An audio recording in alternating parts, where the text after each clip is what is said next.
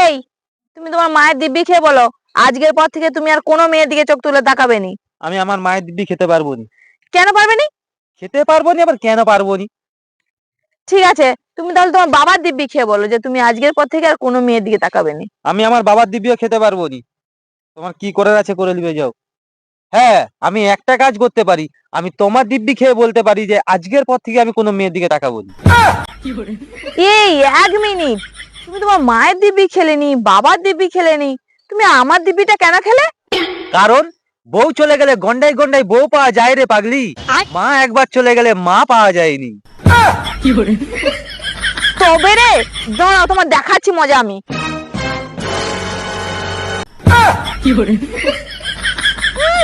কেমন নটেঙ্কি দেখাচ্ছে দেখো না, একটা সোয়েটার দিয়ে মারলে যেন মানুষ অজ্ঞান হয়ে যায়, আমাকে বোকা পেয়ে গেছে। কি ব্যাপার, তাহলে এখনো উঠেনি কেন? দেখি তো।